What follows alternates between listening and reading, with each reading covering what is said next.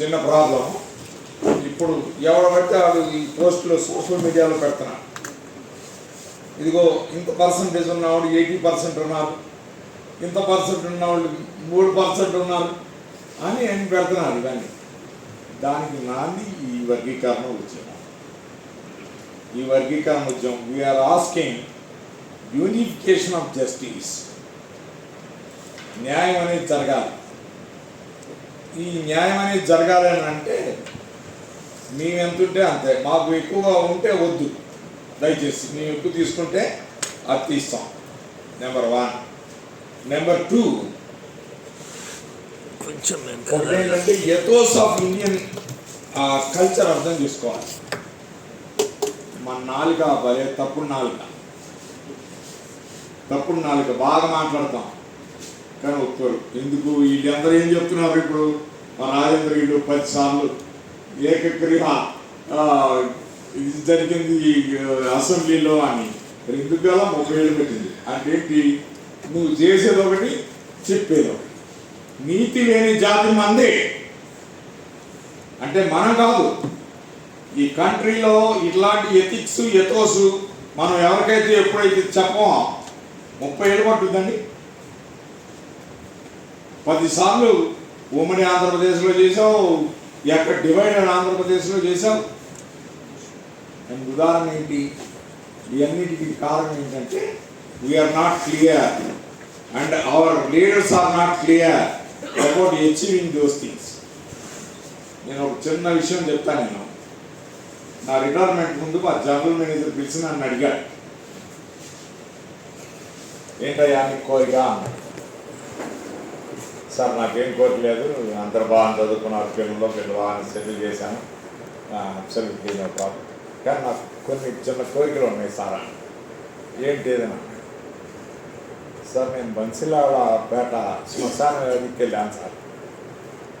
మా వాడిని అడిగాను సార్, కుర్రని ఏం చదువుతున్నారో బాబు అని అంటే, ఈ కాలనీ మొత్తంలో అంటే శ్మశాన వాటికలో సత్యరిత్తుల కాలనీలో నేనే హైయెస్ట్ చదువుకున్నాను.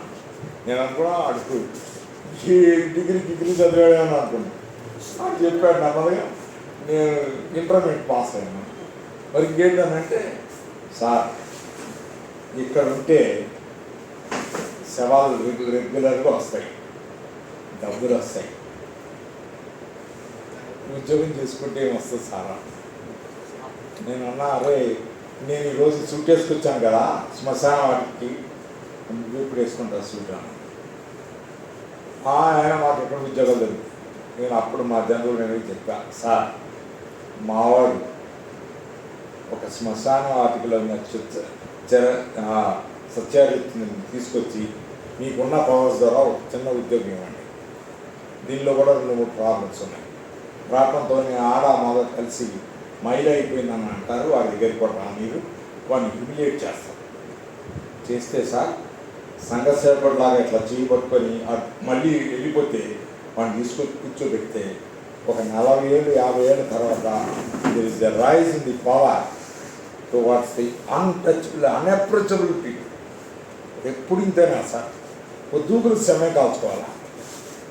వాడు కూడా ఈ రైల్వే లైన్లో కూర్చొని నా ఆత్మీయులు ఎప్పుడు కొట్టేసుకుంటాడు సార్. ఇది నా కోరిక. నన్ను అడుగురే I was not meaning all this చాలా థింగ్స్. రెండోది అడిగాడు, ఏం లేదు సార్ మేము ఉస్మానియా యూనివర్సిటీ కానీ గాంధీ మెడికల్ కాలేజ్ కానీ వెళ్ళండి, ఒక మార్చరీ ఉంటారు. మార్చరీ దగ్గర 7 కూర్చోళ్ళు ఉంటారు కానీ వాళ్ళు కూడా మోస్ట్లీ మా పీపులే ఉంటారు. వాళ్ళు పొద్దుగులు గవర్నమెంట్ రూల్ ప్రకారం మందు తాగకూడదు. వాడు మందు తాగకపోతే ఆ చిదిలమైన శవాన్ని పట్టుకోలేదు.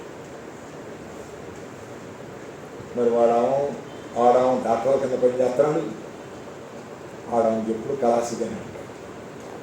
మరి ఆడిప్పుడు కలిసి. కాబట్టి మేము కోరుకునేది ఏంటంటే, మా దీనిలో we are not able to reach your side. అంటే ఇది మా సహోదరుల సైడ్కి మేము రీచ్ కాలేము. దానికి కారణం ఏమనుకున్నాం? There is a division among our own caste. చాలామంది చెప్పారు, ఏది ఐక్యత భావాలు ఇవన్నీ మీటింగ్లు అన్నీ పెట్టాం. నేను 2008 అనుకుంటా, ఐ నాట్ మిస్టేక్ అని నేను, కోప్పల రాజు గారు ఐఏఎస్, అప్పుడు ఐఏఎస్ ఆఫీసర్, తర్వాత ముని వెంకటప్ప గారు ఐఏఎస్ ఆఫీసర్ మాల, కోప్పల రాజు మాల, గోపాలరావు గారు మాల, కాకి మాధవరావు గారు మాల, విద్యాసాగర్ మాదిగా, నేను మాల, మందకృష్ణ. 2003 అశోక హోటల్ లగిడి కబుర్లో మీటింగ్ జరిగింది. ఇది ఏంటంటే ఎప్పుడు ముగింపు చేద్దామా. ఆ రోజున జరిగిన మీటింగ్లో మునియప్ప గారు నిజంగా అంత అన్యాయం జరిగిందంట అని అన్నాడు. అంటే చూడండి సార్, ఉన్న స్టాటిస్టిక్స్ చూడండి, మేమేం చెప్పలేదు, ఎవరు గవర్నమెంట్ కదా, కావాలిస్తే మీరు పిలిచి ఈ డేటా తెప్పించుకోండి. రెండోది, గోపాలరావు గారు ఇది చూసింది చేద్దామని అన్నాడు. దానిలో నాకు ధారవాడలో ఒక మీటింగ్ జరిగితే కూడా చెప్పాడు. ఆయన ఏం మాట్లాడవచ్చు కానీ అక్కడ మాత్రం అన్నాడు, అసలు అన్రీచబుల్ జాతులకు మనం ఇవ్వకపోతే ఇంకెవరిస్తాడు అని. నేను చాలా సంతోషపడ్డాను. అన్రీచబుల్ జాబ్ ఏంటి, ఇప్పుడు నేను రీచ్ అయ్యాను, నేనేం చేసా, ఒక 25 మందిని లేపి ఐఏఎస్లో కూర్చోబెట్టా. ఇప్పుడు చాలు, దేవుడు నన్ను ఎప్పుడు తీసుకెళ్ళిపోయాను నేను అనుకుంటాను, పోనీ 25 మందిని తీసుకుంటాను. అది ఎందుకు చేయకు మాలోడు మాదిగోడు, డబ్బులు ఎవరయ్యా మీరు, ఎవరో పాపం మందకృష్ణ లేకపోతే కృపాకరు, సుభద్ర, ఇగో ఈ అన్న గురించి నాకు రాములు గారు చెప్పాడు. ఈయనంట చిన్న సంచి చేతిలో వేసుకొని అంబేద్కర్ అంబేద్కర్ అని చిన్నప్పటి నుంచి తిరుగుతుంటారు. అసలు చాలామంది తెలియని వాళ్ళకి శంకరన్న అంబేద్కరిజం గురించి చెప్పారు. ఇప్పుడు మనం యాక్సెప్ట్ చేయాల్సిన నిజాలు ఏంటంటే, ఈ కేసు వచ్చింది, ఒక డిస్ట్రిబ్యూషన్ వచ్చింది. 2004లో వచ్చినప్పుడు మాల్ ఏమన్నారు, రాజ్యాంగం తెలిసిందన్నారు. Right. Evolution of judiciary also changes from time to time. Evolution of judiciary changes from time to time. నిన్న సతీ సహగమనం అనేది 200 ఏళ్ల క్రితం హిందూ భావజాలంలో ఉన్నది. ప్రతి చచ్చిపోయిన వాడిని వాడి భార్యను తీసుకెళ్ళి కాల్చేసావు. ఇప్పుడు మనం వింటున్నా, ఇది ఇవల్యూషన్ ఆఫ్ జుడిషియరీ ఎట్లయిందో ఇవల్యూషన్ ఆఫ్ కస్టమ్స్ కూడా అంతే. కాబట్టి అప్పుడు 5 జడ్జెస్ అయింది, ఇప్పుడు 7 జడ్జెస్ జరిగింది. Anybody can go to court and try for their recognition. మనం దాన్ని ఆపే పని లేదు, స్వేచ్ఛ, ఇండివిజువల్ స్వేచ్ఛ ఉన్నాం. కానీ అర్థం చేసుకోవాల్సింది ఏంటంటే, మాకు 20 ఏళ్ళు పట్టింది, ఎంతోమంది బెదరగొడుతున్నారు. అది ఈ సోషల్ మీడియా ఫాల్తుగా వచ్చేసింది. రావడం వల్ల ఎవడ పడితే అక్కడ 3 రూపాయలు 2 రూపాయలు కూడా ఏది పడితే అది పెడతారు. దానికి మనం వరి కావాల్సింది ఏం లేదు. చాలామందికి నేను చెప్తాను ఏంటంటే, మా నటానయ్య గారి నుంచి, ఈయన రాజేంద్ర గురించి, వాళ్ళు వీళ్ళు ఏం చేసేది, రూట్ మ్యాప్ ఏమి ఇవ్వాలయ్యా, రూట్ మ్యాప్ జుడిషియరీ ఇచ్చింది, ఇంకా రూట్ మ్యాప్ ఏం కావాలి అన్న అడుగుతున్నాడు. రూట్ మ్యాప్ అని ఏం లేదు, జుడిషియరీ ఇచ్చింది, యాక్సెప్ట్ చేయి. ఈ కంట్రీలో ఉన్న ఫాల్ట్ థింగ్ ఏంటంటే, నీ వరకు నువ్వు ఒప్పుకోవు, జుడిషియరీ ఇస్తే ఒప్పుకుంటా.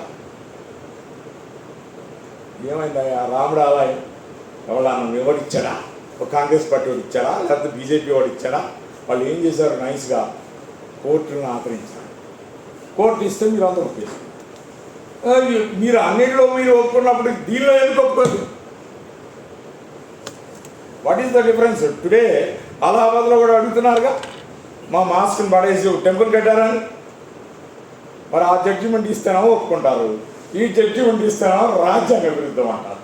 ఇదేమన్యాయం అండి. What is the dichotomy? అదే తప్పుడు నాలుక. ఇది మనం అందరం కూడా చేయాల్సింది. ఇదిగో మాతో సహకరిస్తారని మా శంకరన్న గారి లాంటి ఎంతోమంది నేను ఆశపడుతున్నా. ఇదిగో టైం వీక్ ఏదో ఒకటి వచ్చేసింది అవని. ఇప్పుడు మనందరం కలిసి కరెక్ట్గా రాజ్యాధికారి తీసుకురావాలి. ఇంకో ఇందాక కూడాను ఒక పొజిషన్ చెప్పారు, ఎంత ఏమిటంటే we are not a fighting figures boy. ఈరోజు వరకు చుండూరు వెళ్తే కళ్ళం నీళ్ళు తిరుగుతాయి. వాళ్ళ సమాధులు కట్టుకోవడానికి ఈ 40 ఏళ్లలో ఏ మాలాడు మాదివాడు కూడా బురదలో ఉండేది. ఇప్పుడు కూడా ఉంది. నేను నిజంగా ఒక ఎంపీనో ఎమ్మెల్యేనో అయితే ముందు అది కట్టిద్దాం అనుకున్నాను. రుధిర క్షేత్రం ఎట్లా విజయనగర కాలనీ చీరాల్లో కట్టారో అట్లా కట్టిద్దాం. లక్ష్మీపేటలో కట్టించాం మేమే. లక్ష్మీపేటలో మా సోదరులు మాల్లో. అంటే నాకు ఏమనిపించిందంటే మా 2012లో 10 లక్షలు తీసుకెళ్ళి డిస్ట్రిబ్యూట్ చేసాం, 13లో 5 లక్షలు తీసుకెళ్ళాం, 14లో 2 lakhs వెళ్ళి బాగా వచ్చాం. కారణం ఏంటంటే నేను వాళ్ళ సిచ్యువేషన్ చూసిన తర్వాత అబ్సల్యూట్లీ దారిద్రం ఉంటా. వాళ్ళు ఒక మాట లెగిసి మాట్లాడాలంటే భయపడతాం. దట్టు బార్డర్ ఆఫ్ ఒరిస్సాలో ఉన్నా. అటువంటి వాళ్ళు ఒక రైజ్ చేశారని అంటే కొంత బొత్స సత్యనారాయణ వారసుల్ని ఆపగలిగారనంటే నాకు నిజంగా అనిపించింది, బా ఏం మనుషులురా మీరు, నిజంగా మాకు కూడా అంత ధైర్యం లేదు. నేను 40 కార్లు తీసుకొని వెళ్తే ఆ రోజున సంచలనం కలిగింది. 10-20 విలేజెస్లో. ఒకటి హైదరాబాద్ నుంచి వచ్చారంట పెద్దోళ్ళు. దీనిలో ఇట్లాంటి వాళ్ళు అంకుల పాకరే కానీ, మందాకృష్ణే కానీ. మందాకృష్ణ లక్ష్మీపేటలో ఫస్ట్ వాయిస్ రైజ్ చేసింది ఆయనే. ఖమ్మం లేదు. దీనికి ఏంటంటే సంగతి శక్తి చేయాలంటే అన్న మా అప్పీల్ ఏంటంటే అనంతబాబు అనే ఎమ్మెల్సీ మా మావకుర్రోడిని చంపేసి, వాడు ఎంత దమ్ము ధైర్యం ఉన్నవాడు కాకపోతే బయట తీసుకెళ్ళి మా మాలపల్లిలో వాళ్ళ ఇంటి ముందు పెడతారన్నా. సుబ్రహ్మణ్యం అనంతబాబు అనేవాడు ఎమ్మెల్సీ. అంటే ఆలోచించండి, మనం ప్రొటెస్ట్ చేయాలి. ఇప్పుడు చూడండి, కాంగ్రెస్ పార్టీ ఎంత పెద్దది రిజర్వేషన్ చేసి పంపించింది. రాహుల్ గాంధీ మాట్లాడాల, సోనియా గాంధీ మాట్లాడాల, ఖార్గే గారు అసలే మాట్లాడారు. వైసీపీకి వెళ్తాం. వైసీపీకి వెళ్తే జగన్మోహన్ రెడ్డి గారు మాళ్ళు ఎక్కడ వెళ్ళిపోతారు అని అనుకుని ఆయన మాట్లాడతారు. మరి ఎవడు మాట్లాడతారు? మీకు జడ్జిమెంట్ ఇచ్చినా మాట్లాడాలి, జడ్జిమెంట్ ఇవ్వకపోయినా అసలు మాట్లాడాలి. ఇదేంటి? దీనికి ఒకటే ఇప్పుడు దైవదైనంగా ఏదో ఒక జడ్జిమెంట్ వచ్చింది. ఇదిగో మాకు నెగిటివ్గా వస్తే కూడా మేము ఊరుకున్నాం. మా ప్రయత్నాలలో 20 ఏళ్ళు ఎంత శ్రమ పడ్డామో, ఎంతమంది చనిపోయారో మాకు తెలుసు. ఇది పాచికల్ లాంటిది. ఒకసారి ఫేవర్ అవ్వచ్చు, ఒకసారి ఫేవర్ కాకపోవచ్చు. కానీ ఇది మా తరఫున వచ్చిన జడ్జిమెంట్. ఇది మేము ఉపయోగించుకోవాలనుకుంటున్నాం, వాడుకుంటాం. మాకు మాల సోదరులు అందరూ సమానమే. And we are with them, they are with us. But educated lot should support and help us in building and meeting the requirement of the lakhs of people. ఇప్పుడు 20 లక్షల మంది జనాలు మీటింగ్కి వస్తున్నారు అన్నారు. వాళ్ళందరూ చదువుకున్న వాళ్ళ, మన అటానికి వెళ్ళే ప్రొఫెసర్లా ఊచిగుడ్డ పెట్టుకుని, సర్ది పెట్టుకుని, సంకలో పెట్టుకుని వచ్చినాడు. ఏంటి, నా కమ్యూనిటీ దూరం ఉండిపోయింది అని. మనం ఆలోచించండి, ఎస్సీలే ఇంత ఒక 30 ఏళ్ళు పడితే ఉద్యమానికి ఎప్పుడు మారుస్తామండి? ఇదిగో వీళ్ళిద్దరు వచ్చారు మాకు తిరుపతి ఒక మీటింగ్కి, అదే దేవదాసి ఇంటర్నేషనల్ మీటింగ్. ఎన్నో ఇష్యూస్ ఉన్నాయి. వాళ్ళు ఓటు బ్యాంకు లేదనుకొని వాళ్ళు ఇప్పటి వరకు కూడా ఆ పిల్లోడు ఎవరు పుట్టారంటే ఏదో పేరు దొంగ పేరు రాయాల్సి వస్తుంది, రెడ్ వెలం అని. ఆడు ఒప్పుకోడు. ఒక్కోసారి మా పేరు ఎందుకు పెడతాం వల్ల ఈరోజు కూడా ఎంత అన్యాయం జరుగుతుందంటే, ఈ దేవదాసి మాతంగి వేలం వీళ్ళందరూ కూడా వాళ్ళు రాయపోవటం వల్ల ఓసీలుగా ట్రీట్ చేసి, ఇదిగో నీ పాస్పోర్ట్లో కూడా తండ్రి పేరు రాయాలి. ఇది లేదని చెప్పేవాళ్ళు లేడు. నేను ఒక్కడిని చూస్తాను, ఒక్క మహామానికి ఎమ్మెల్యేని ఎవరన్నా మాట్లాడతారు రా బాబు. మా 30 ఏళ్ళు తెలుసు. ఇప్పుడు ఆయన 70. అసలు ఏంటి ఇంత అన్యాయమైన రాజ్యంలో అడిగేవాళ్ళు లేకుండా పోయాడు. ఇదిగో దానికి కారణం ఏంటంటే మా శంకరన్న లాంటి వాళ్ళు చాలా వద్దంటుంది. ఒక 30-40 ఏళ్ళ మధ్య ఎన్నో బాధపడ్డాం. నేను కూడా ఒకసారి తిట్టిన రోజులు ఉన్నాయి, ఒక రోజున హత్తుకున్న రోజులు ఉన్నాయి. ఇదంటే కామన్. ఎందుకు అన్నా ఈ లైన్ ఆఫ్ థింకింగ్ బాగాలేదని, ఒక్కోసారి బాగుంటే అన్నా ఇది చేయాలని.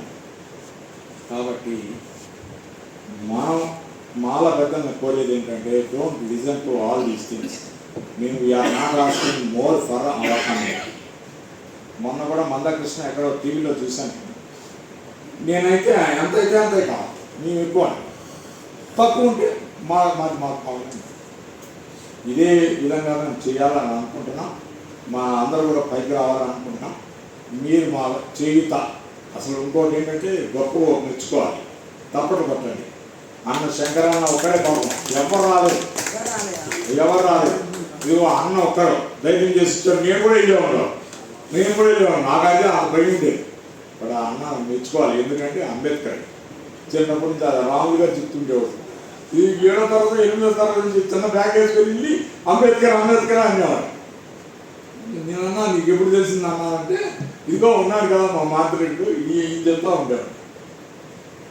రాములు గారు ఎస్సీ కమిషన్ మెంబర్ అయిన ఆయనకి గురుగారు లాగా. అంటే అంబేద్కర్ ఏంటి అనేది చూపించింది వాళ్ళు. కాబట్టి అంబేద్కర్ ఏమని చూపించాడు, అనగారిన కులాల వాళ్ళకి అందరికీ రావాలని ఉద్దేశంతో మేము చేసాం. ఇప్పుడు నేనున్నా ఒక 10 మంది ఏ సాక్ష్యం చేశాను. ఎందుకు చేశా, నేను ఇవాళ రేపు పోతాను. 25 మంది ఇంకో 25 ఏళ్ళు ఉంటారు. అందులో 25 మందిలో ఒక 5గురు అన్నా పని చేస్తారు. ఇప్పుడు డాక్టర్ ఉన్నాడు, డాక్టర్ వస్తానన్నాడు రాణా ప్రతాప్ అని. ఆ కుర్రోడు కోదాల నుంచి ఎంత స్వచ్ఛమైన సేవభావం అంటే, వాళ్ళ ఊరు నుంచి ఎవడొచ్చినా సరే అన్నీ చేయించి మళ్ళీ అది ఛార్జీలు ఇచ్చి పంపిస్తాం. ఇట్లాంటి వాళ్ళని మేము ఎంఆర్పిఎస్ ద్వారా తీసుకున్నాం. అట్లానే మాకు ఇదిగో నాగయ్య గారు కానీ, జేబీ రాజు గారు కానీ, తర్వాత ఆయన చనిపోయిన సుదర్శన, ప్రేమ్ కుమార్, ఇంకొక సూర్యనారాయణ, వీళ్ళందరూ చల్ల ఆగిపోయారు. చనిపోయాడమ్మా 10 ఏళ్ళు అయ్యి ఆల్మోస్ట్ 10 years అయ్యి. కాబట్టి వీళ్ళల్లో ఒకటి 2 విషయాలు. క్యాస్ట్ అని అంటే ఎవరైనా క్యాస్ట్ రెడ్డి సంఘం పెట్టుకుంటే రాజశేఖర రెడ్డి ఒకసారి వెళ్ళాడు. అప్పుడు నేనన్నా రాజశేఖర రెడ్డి అంతోడే ఆ కులానికి వెళ్తే నేను మా కులానికి ఎందుకు వెళ్ళాను. నేను 70 ఏళ్ళు ఐఏఎస్ రాయడానికి వచ్చినప్పుడు ఆ వైఎంసీఏ నారాయణ కోట దగ్గర తిరుగుతుంటే రాజబహదూర్ రెడ్డి దంపతులు హాస్టల్ ఉంటుంది. నేను అనుకున్నాను ఇదేగా రెడ్డి వాళ్ళకి ఒక 50 ఏళ్ళ క్రితమే ఒక హాస్టల్ పెట్టాను. రాంబోధుర వెంకటరామరెడ్డి. ఇదిగో కాచిగూడకి వెళ్తే ఆ బుక్ స్టేట్ పైన ఒకటేమో వైశాఖ ఉంటుంది, అవతల గౌరవ ఉంటుంది. నాకు అనిపించింది ఇది మనం ఇప్పుడు చేస్తాం రాబాబు.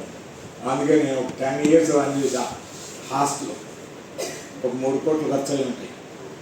నెలకు 35,000 నుంచి ఒక ఫస్ట్ టైం అయితే 150 to 100 people ఉన్నప్పుడు 1,00,000 ఖర్చు అయ్యేది పర్ డే. ఇది ఇవన్నీ చేయాలంటే సేవా తత్పరతో రావాలి. నీ కాదు మాదిగడైనా కానీ మాలోడైనా కానీ సేవ చేయాలని లేకపోతే నీకు ఉపయోగపడదు. ఇప్పుడు మా సుభద్ర ఉంది, ఈ అమ్మాయి నాకేం పరిచయం, 30 ఏళ్ళ నుంచి పరిచయం. వచ్చిన తర్వాత భయపడి వచ్చేది. ఎక్కడుంటారన్న అక్కడికి 1 గంట 2 గంటలు పోయిన తర్వాత అన్న నా పేరు ఇది, నేను పని చేస్తానన్న. సరే అంటే ఏంటి, ఏదో చెయ్యాలనే తపన ఉండబట్టి వచ్చింది. అంతమంది లేరు ఈ రోజు. పాపం వీరాశ్రమం ఉన్నాడు, ఆయన ఆరోగ్యం బాగుంటుందా. ఇది పెడుతుంటే నాకు అనిపించింది ఏమైనా వస్తారా రాదు. ఎందుకు ఇవాళ వినాయక చవితి, అది ముఖ్యం జనాలకి. నేను తర్వాత చెప్దాం అనుకున్నా, మర్చిపోయాను. అంటే ఏంటి, ఈయన ఇంత కష్టపడి ఇంత ఎక్స్పెండిచర్ చేసి తీసుకొస్తున్నాడంటే దీనికి కారణం నన్ను అడిగాడు. సుప్రీంకోర్టులో ఫైల్ చేస్తున్నప్పుడు, సార్ మీరు ఒప్పుకుంటారా మీ పేరు పెట్టుకోవాలి, నా కులం నాకే కదా, నన్ను కాదండి కదా. నేను నా దగ్గరికి ఎవరైనా వచ్చినప్పుడు అడుగుతున్నాను, నాన్ని అలా మాది కానీ అడుగుతున్నాను. ఎవరో సాయం గురించి వచ్చిన వాళ్ళకి సాయం చేయాలి. కాబట్టి మా తీరు తెన్ను మేము ఎవరిని కించపరిచేటట్టుగా లేదు. మేము ఏంటంటే మా మాల సోదరులందరినీ కూడా మేము రిక్వెస్ట్ చేసేది, మాతో సహకరించండి. ఈ వద్దు, మనం చేయాల్సింది చాలా ఉంది. ఈ చేయనే చాలా చాలా ఆటల్లో మీరు మేము ప్రముఖ పాత్ర పోషించాలి. మీరు వచ్చిన వాళ్ళందరికీ కూడా మేము చాలా థ్యాంక్స్ చెప్తున్నా. ఎందుకంటే ఇద్దరు లేడీస్ రావడం కూడా గొప్ప. ఇగో ఈ చోట వాన అంటారు, ఇంకోటి అంటారు. అయినా కానీ మీరు టైం చేసుకొని రాగలిగి మీరు మర్చిపోయింది. నాకు ఇచ్చిన ఈ అవకాశానికి వస్తుంది పాపం. అంటే ఒకటేనమ్మా, ఆ దూరం అనేది మీ నిర్దిష్టమైన ఇది ఉంటే వాడు ఒకడున్నాడు మాంజీ అని, వాడు వాళ్ళ ఆవిడని తీసుకెళ్తున్నానంటారు హాస్పిటల్ బీహార్లో. తీసుకెళ్తుంటే కొండ చుట్టూ తిరిగి వెళ్ళాలంట 40 కిలోమీటర్లు. వాడు ఏం చేశాడు, తక్కువని ఇల్లుని ఒక 20 ఏళ్లలో ఇల్లు కట్ చేశాడు. కాబట్టి ఇట్లాంటి జీవితం కాదే వీళ్ళంతా బ్రీంపాట్ నుంచి రావడం అంటే మరి మీరు మాత్రం గచ్చిపల్లి నుంచి రావాలంటే 2 hours ముందు స్పేర్ చేసుకోవాలి. ఈ టైంలో లేచి మళ్ళీ 2 hours. కాబట్టి thank you very much Veeraswamy గారు.